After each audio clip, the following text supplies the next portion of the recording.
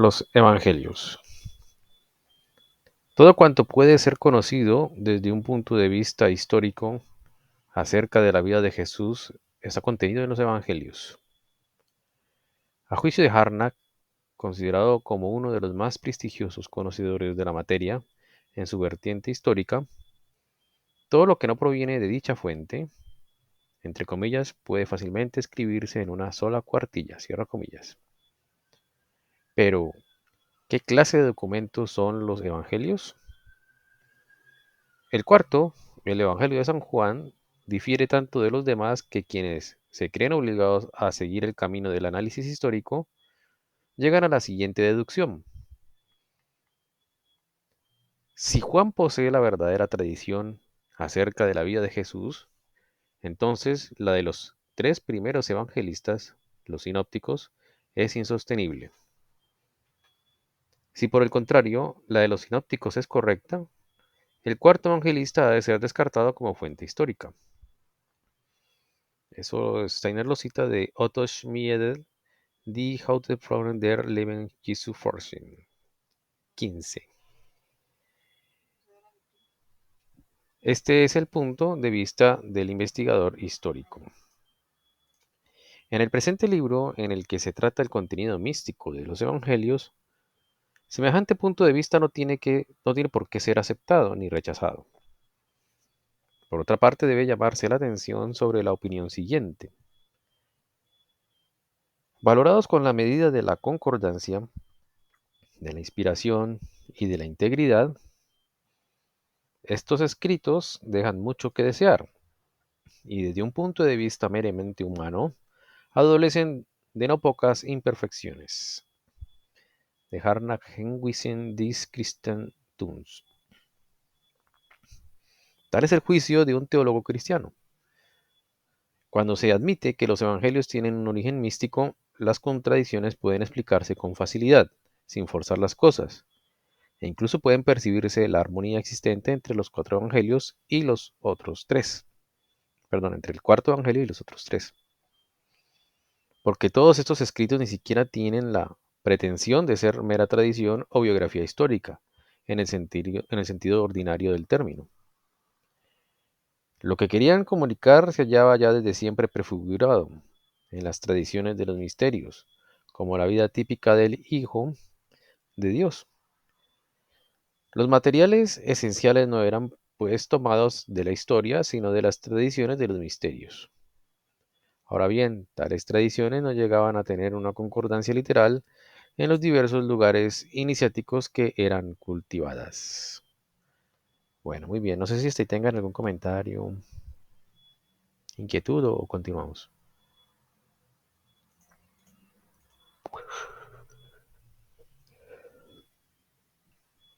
Continuemos. Vale, muy bien.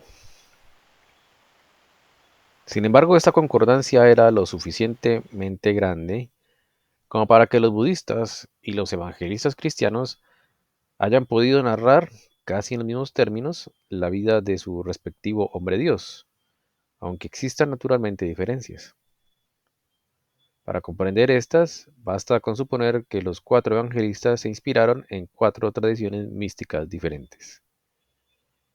En efecto, da testimonio de la eminente personalidad de Jesús el hecho de que haya sido capaz de despertar en cuatro escribas, pertenecientes a tradiciones distintas, la creencia de que Él es aquel que correspondía a un grado sumo a su tipo de iniciado,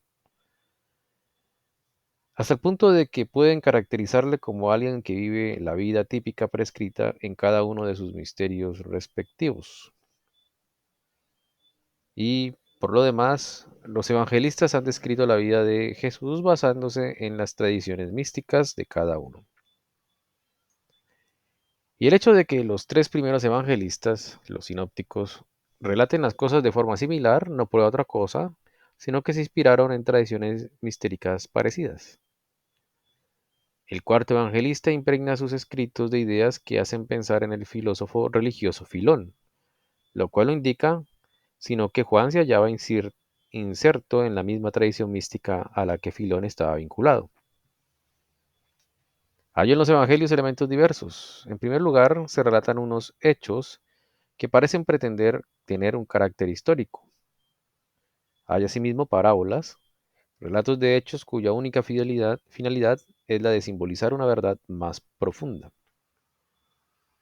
Están por último las enseñanzas destinadas a expresar el contenido de la concepción cristiana de la vida.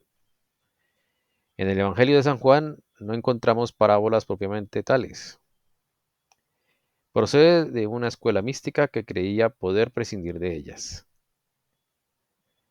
El relato de la maldición de la higuera esclarece la relación que se da entre las parábolas y los hechos de índole histórica en los tres primeros evangelios.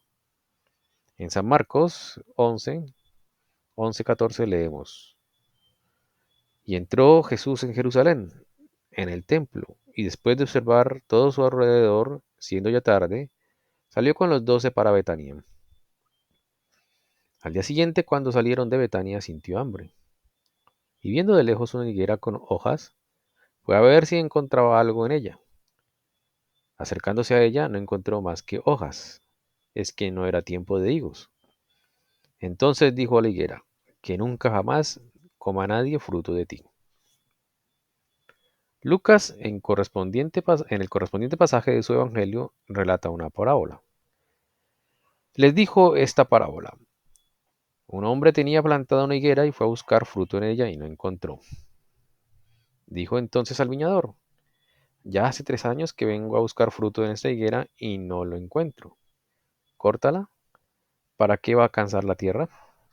San Lucas 13, 6, 7. Esta es una parábola que simboliza la inutilidad de la antigua enseñanza representada por la higuera estéril. Lo que aquí se emplea como metáfora, San Marcos lo cuenta como un hecho en apariencia histórico. Podemos suponer que, en general, los hechos que se relatan en los evangelios no pretenden ser tomados como históricos o como referidos únicamente al mundo físico, sino como hechos místicos, experiencias para cuya percepción es necesaria la visión espiritual y que provienen de tradiciones místicas diversas. Comprendiendo esto, la diferencia entre el Evangelio de San Juan y los sinópticos deja de existir, ya que para la interpretación mística la investigación histórica no es tenida en cuenta. Para el místico, el Evangelio de San Juan y los otros tres tienen el mismo valor histórico, sin importar que este o aquel fuera redactado con unas pocas décadas de diferencia con respecto a los restantes. Tampoco los milagros presentan la menor dificultad cuanto son interpretados en un sentido místico. Han de quebrantar las leyes físicas, pero ello es así, solo en cuanto se les concibe como procesos que se manifiestan en el plano de lo efímero, en una forma tal que la percepción sensible ordinaria podría captar sin dificultad. Pero en cambio, si se les considera como experiencias en un plano superior de la vida, en el mundo espiritual, entonces resulta obvio que no pueden ser entendidos según las leyes de la naturaleza física. Por tanto, es preciso comenzar por leer correctamente los evangelios. Sabremos entonces en qué medida pretenden referirse a la vida del fundador del cristianismo. Al querer narrar con el mismo estilo con el que se transmitían los misterios, lo hacen del mismo modo que un misto habla de un iniciado, solo que transmiten la iniciación como un hecho de naturaleza única, privativa de un ser único, y hacen depender la salvación de la humanidad de la adhesión del hombre a ese iniciado único en su especie. Lo que había descendido hasta los iniciados era el reino de Dios.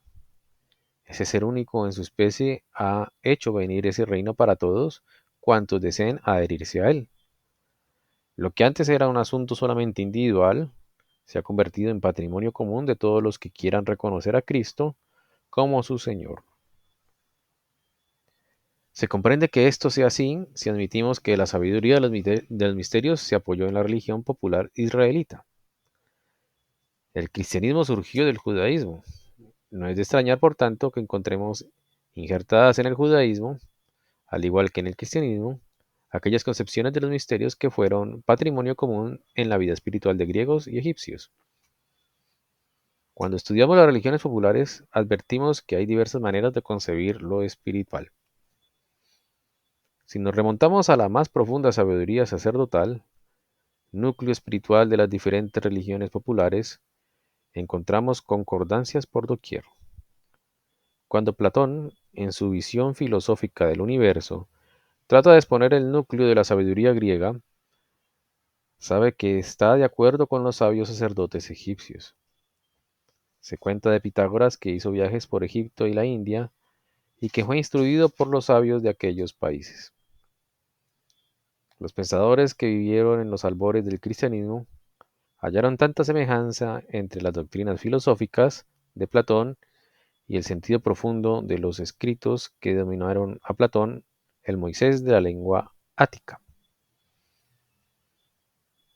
Bueno, muy bien, no sé si hasta ahí tengan algún comentario o pregunta.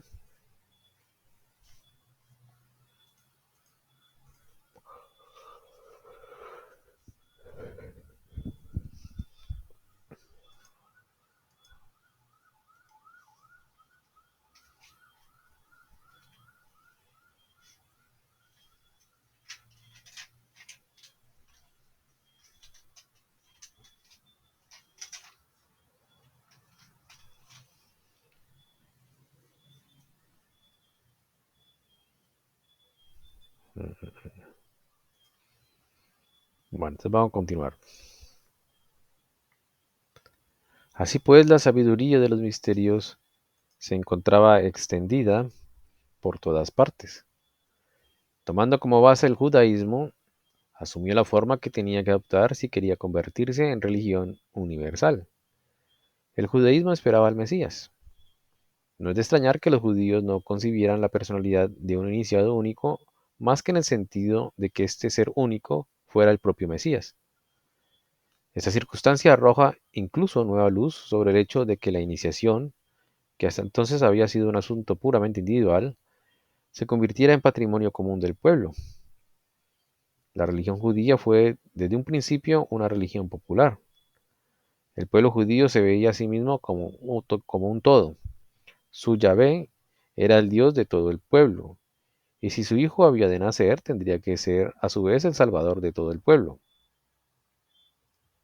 El adepto no debe ya redimirse de forma individual.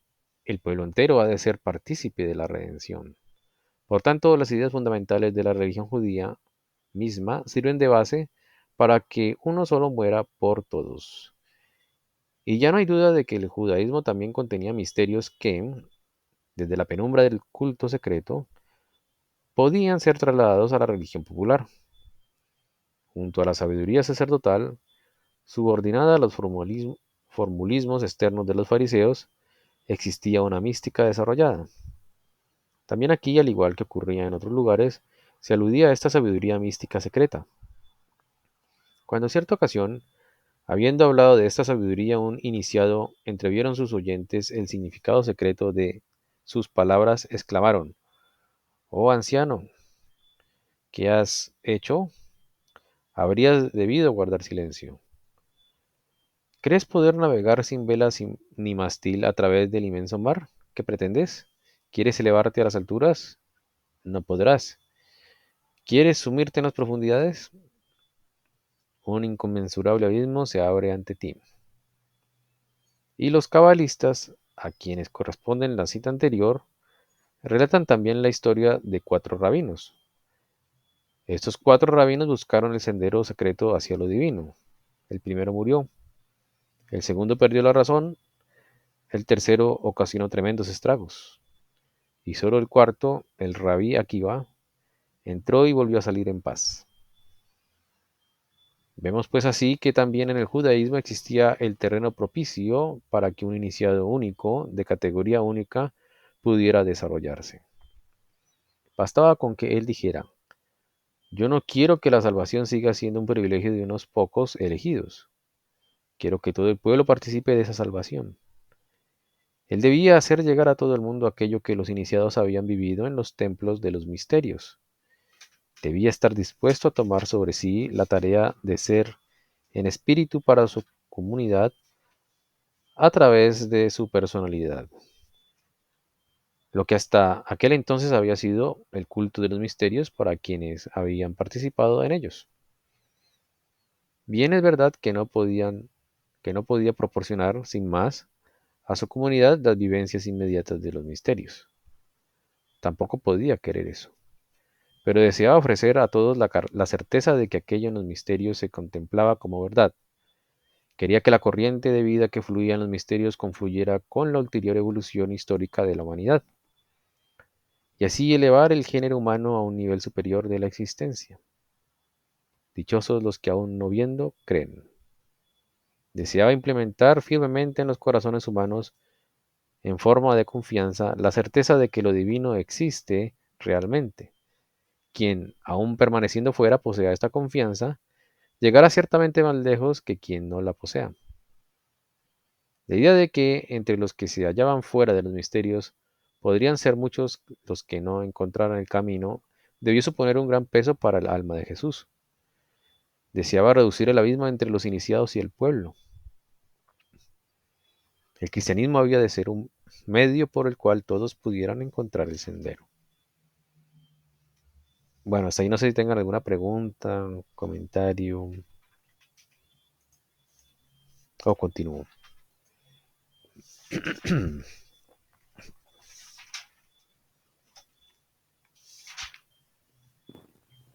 Eso es lo que pensaba los iniciados judíos, o- porque al final no dicen que ellos no creen que Cristo era el Mesías. Sí, lo que pasa es que está hablando como en términos de, digamos, de un iniciado o de un partícipe, digámoslo así, de la enseñanza de Cristo iniciado. Entonces ellos tenían escuelas diferentes o líneas diferentes de estudios, por decirlo así. Entonces más o menos se empezó diciendo que los evangelios sinópticos son muy parecidos porque vienen de tendencias de los misterios, de escuelas de misterios parecidas. Mientras que la de San Juan, él escribió su evangelio con la tendencia de Filón, ¿no?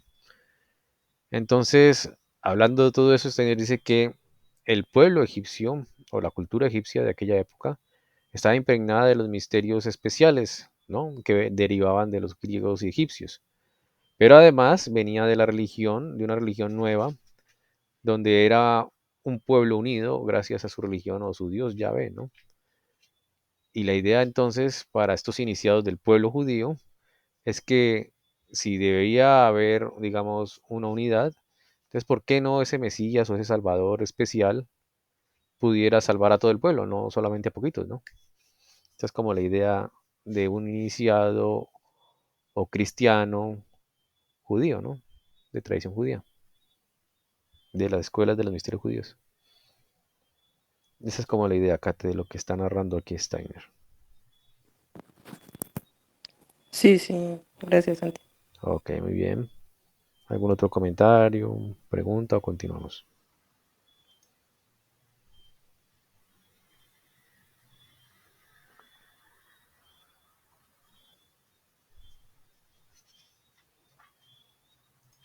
Bueno, voy a continuar. Aun cuando alguno no esté maduro todavía, por lo menos cuenta con la posibilidad de compartir de una manera, en cierto modo inconsciente, la corriente de los misterios. El Hijo del Hombre ha venido a buscar y salvar lo que estaba perdido. De allí en adelante, incluso aquellos que todavía no pueden participar en la iniciación, podrán disfrutar al menos de algunos de los frutos de los misterios. El reino de Dios en lo sucesivo ya no dependerá de las ceremonias externas. No está aquí o allá, está dentro de vosotros. No se trata ya de que esta o aquella persona se hubiera adentrado tanto o cuanto en el reino del Espíritu, sino de que todos estuviesen convencidos de que tal reino espiritual existía. No os regocijéis en esto de que los espíritus os estén sometidos.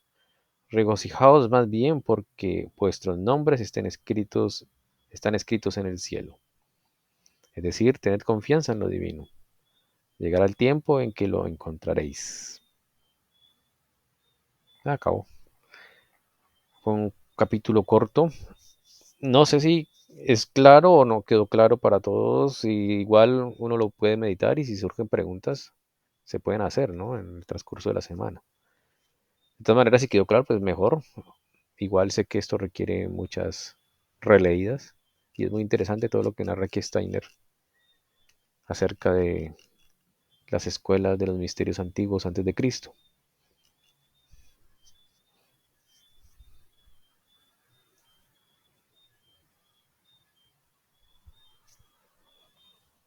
Bueno, si no hay ningún comentario o pregunta, podemos continuar, pero ustedes dirán. Ay, qué pena. Una preguntita. ¿Qué son los evangelios sinópticos? Es que no recuerdo bien. Sí, ese es como un adjetivo o una connotación que se le da a los tres evangelios que son parecidos, el de Mateo, Lucas y Marcos. Por ser parecidos, digamos, por tener en concordancia muchos de los fragmentos, coinciden entre sí, entonces se le llaman sinópticos, porque son muy parecidos. En cambio, el de Juan, por ser tan diferente, un punto de vista superior, pues para nosotros superior, y por lo que dice Steiner es diferente, entonces por eso se le separa ese grupito de los sinópticos, pero es eso nada más, que son parecidos. Ah, ya, muchas gracias. Ok, todas las preguntas son muy buenas. No sé si alguien tenga alguna otra pregunta adicional o comentario, o continuamos.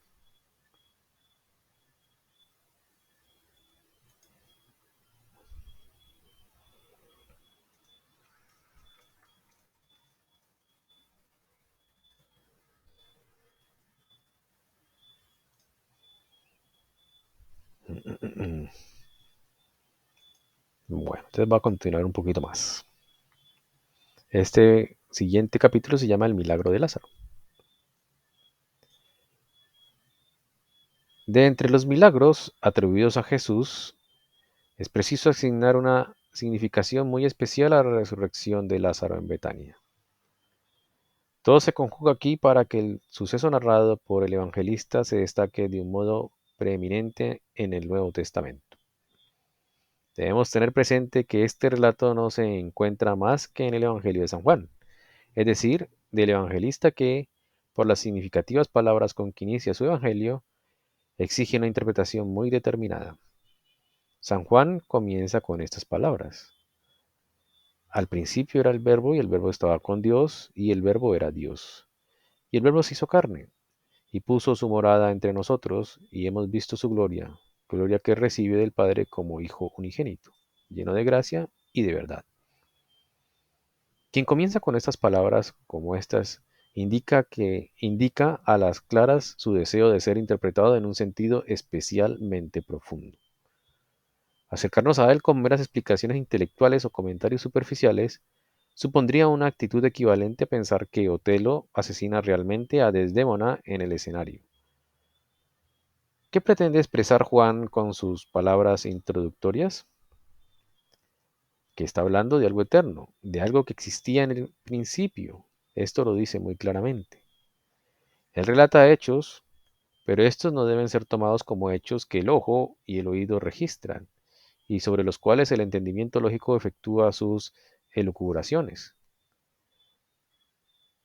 Lo que San Juan oculta tras ellos es el verbo que está en el espíritu de los mundos. Estos hechos son para él el medio de expresión de un significado superior. Puede pues suponer que tras el hecho de que un hombre despertando entre los muertos, hecho que ofrece a los ojos, a los oídos y a la inteligencia lógica las máximas dificultades, se esconde el más profundo sentido. Otra cosa debe tenerse en cuenta. Renan en su vida de Jesús señala que la resurrección de Lázaro debe haber tenido sin duda una influencia en relación con el final de la vida de Jesús. Semejante afirmación es totalmente inadmisible desde el punto de vista en que se sitúa Renan. En efecto, ¿por qué razón el hecho de que entre el pueblo se hubiese extendido la creencia de que Jesús había resucitado a un muerto había de mostrarse ante sus adversarios tan peligroso como para llegar a plantarse la cuestión? ¿Puede coexistir Jesús y el judaísmo? Nos es imposible afirmar con Renan. Los demás milagros de Jesús fueron sucesos fugaces que de buena fe circulaban de boca en boca y que el comentario popular exageraba. Después de ocurridos, no se volvía sobre ellos. El de Lázaro, sin embargo, fue un verdadero acontecimiento públicamente conocido, por medio del cual se trató de hacer callar a los fariseos. Todos los enemigos de Jesús se irritaron al ver la sensación que produjo. Se cuenta incluso que proyectaron matar a Lázaro. Sería incomprensible la explicación precedente si Renan estuviera en lo cierto al opinar que todo cuanto ocurrió en Betania fue un simulacro montado para fortalecer la creencia en Jesús. Quizás Lázaro, pálido aún por su enfermedad, se había hecho envolver en una mortaja y encerrar en la tumba familiar. Esas tumbas eran grandes cámaras cavadas en las rocas cuya entrada era una abertura cuadrada que se cerraba con una enorme losa. Marta y María salieron al encuentro de Jesús y antes de que entrara en Betania le condujeron a la tumba. La dolorosa emoción que Jesús experimenta ante la tumba del amigo a quien creía muerto, San Juan 11:35, puede ser tomada por los allí presentes, por esa turbación y el temblor que solían acompañar a los milagros, San Juan 11:33-38. Y de acuerdo con la creencia popular, el poder divino en un hombre residía en un componente compulsivo y epiléptico. Continuando con la hipótesis anterior, Jesús deseó ver una vez más al hombre que había amado, y habiendo sido apartada la piedra de la entrada, Lázaro salió con los vendajes sepulcrales y la cabeza envuelta en un sudario. Esta aparición naturalmente debió ser considerada por todos como una resurrección. La fe no conoce otra ley que el interés de lo que ella cree que es la verdad. Cierra comillas. Es un comentario de Renan, ¿no? No parece enteramente ingenua esta interpretación del milagro de Lázaro al vincularla a la opinión siguiente. Comillas, todo parece sugerir que el milagro de Betania contribuyó esencialmente a acelerar la muerte de Jesús. No obstante, en el fondo de esta última aseveración de Renan subyace una intuición certera, solo que Renan no puede interpretar ni justificar esta última afirmación debido a la clase de métodos que se sirve. Algo similar, algo de singular importancia debió llevar a cabo Jesús en Betania para que, refiriéndose a ello, encuentren justificación las siguientes palabras, comillas. Entonces los sumos sacerdotes y los fariseos convocaron consejo y decían, ¿qué hacemos? Porque este hombre realiza muchas señales. San Juan 11:47. También Renan barrunta algo especial. Hay que reconocer que el tipo de relato de Juan es esencialmente diferente al de los milagros que, procedentes de la imaginación popular, abundan en los sinópticos. Añadamos que Juan es el único evangelista que tiene conocimiento preciso de las relaciones de Jesús con la familia de Betania, y que no se explicaría que una invención popular pudiera venir a insertarse en un marco de recuerdos personales. Es por tanto verosímil que el milagro en cuestión no sea uno de aquellos otros totalmente legendarios de los que nadie da fe como testigo. En resumen, yo creo que en Betania sucedió algo que no pudo ser tomado por una resurrección. Cierra comillas. Todo eso es sacado del libro de Renan, ¿no? Bueno, ¿alguna pregunta hasta ahora o continúo?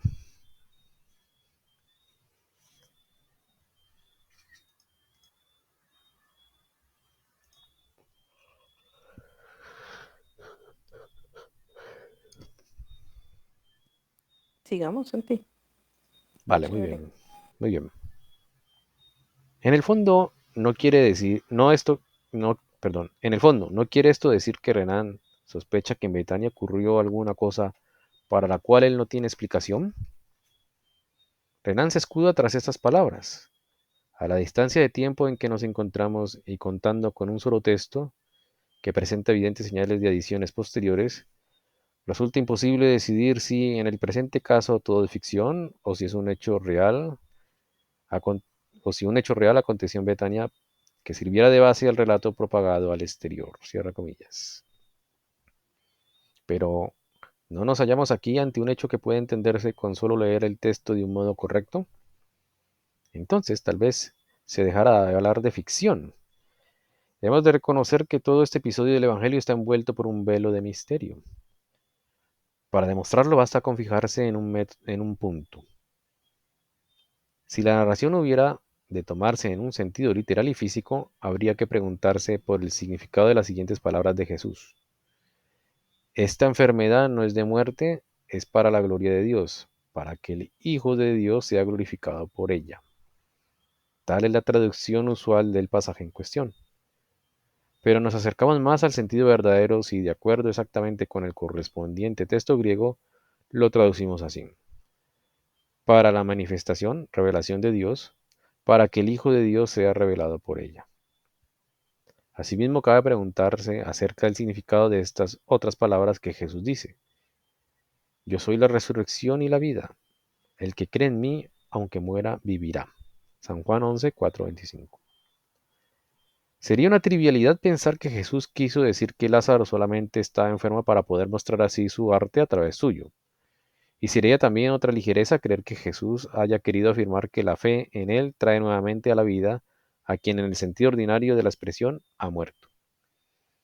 ¿Qué habría de extraordinario en una persona que, habiendo resucitado entre los muertos, fuera después la misma que antes de morir? Sí, ¿qué sentido tendría al referirse a la vida de esa persona con las palabras yo soy la resurrección y la vida? Las palabras de Jesús cobran vida y sentido inmediatamente si las entendemos como expresión de un acontecimiento espiritual. Y entonces, y en cierto modo, las tomamos incluso literalmente como están en el texto. ¿No dice Jesús que Él es la resurrección acaecida en Lázaro y que Él es la vida que Lázaro está viviendo? Tomamos al pie de la letra lo que Jesús es en el Evangelio de San Juan. El Verbo se hizo carne. Él es lo eterno que era en el principio. Si Él es verdaderamente la resurrección, entonces lo eterno, lo primordial, ha resurgido en Lázaro. Nos encontramos, por consiguiente, con un despertar del Verbo eterno, y este Verbo es la vida a la que Lázaro ha sido despertado. Se trata de una enfermedad, pero es una enfermedad que no lleva a la muerte, sino que sirve a la gloria de Dios, es decir, a la manifestación de Dios.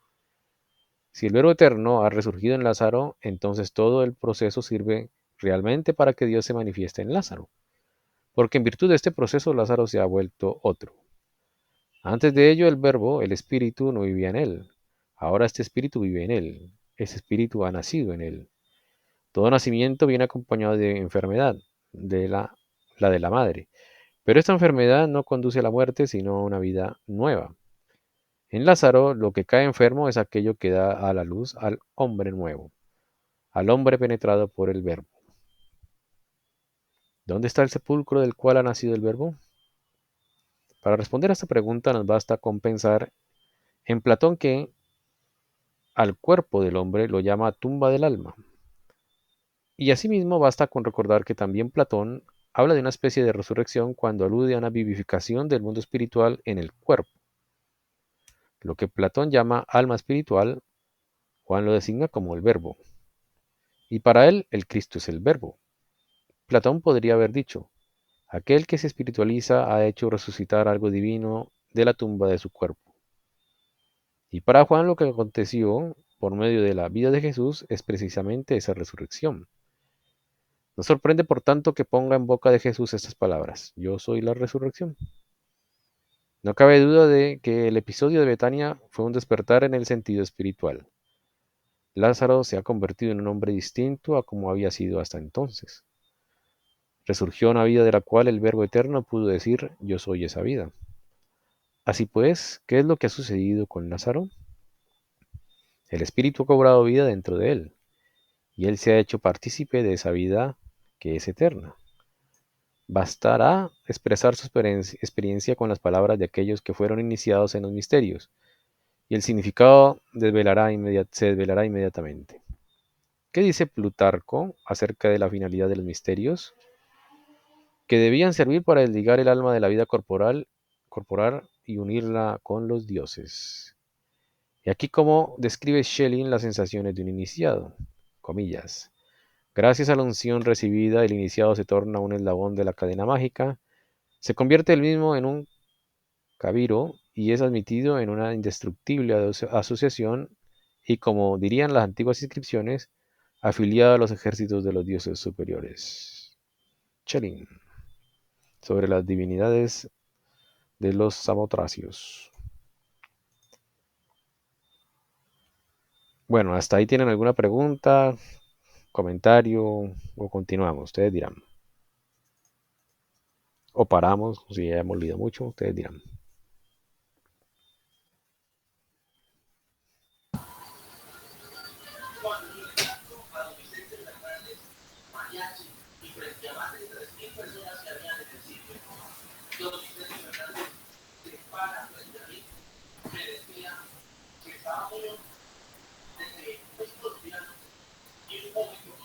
Santi, qué pena, es que estaba medio entrecortado. ¿Qué es Samotracios? Ya. Buena pregunta. No sé. Ya te diré qué es. Samotracios. Es una región de Grecia, al norte del mar Egeo. Esos son los samotracios. Ya.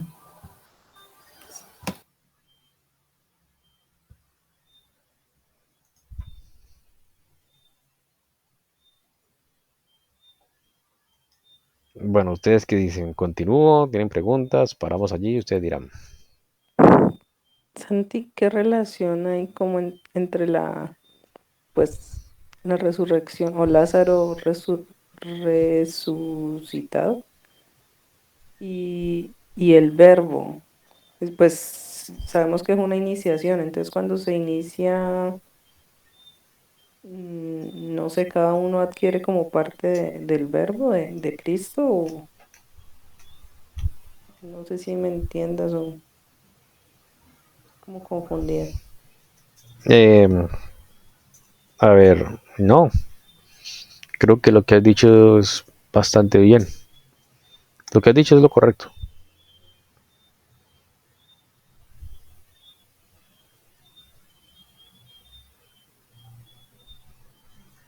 No estás confundida, Katy, eso es lo correcto. No sé si quieres otra explicación más exhaustiva o ya ahí está bien.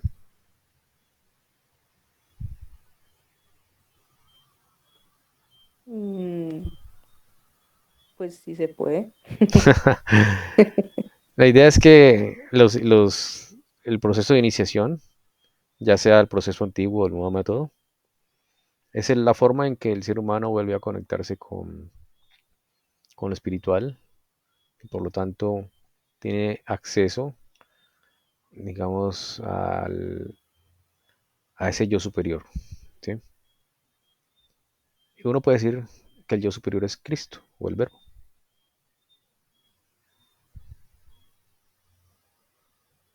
Es sencillo explicarlo con palabras, pero de pronto la idea es más compleja, pero esa es la idea. Sí, sí. Vale, gracias, Santi.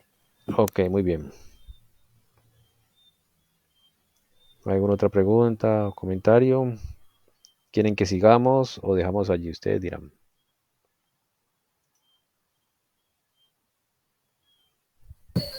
Uy, yo creo que dejemos ahí, Santi. Vale, de acuerdo. Igual he leído mucho y hay tanta información que es mejor parar y más bien que el subconsciente reflexione estas cosas.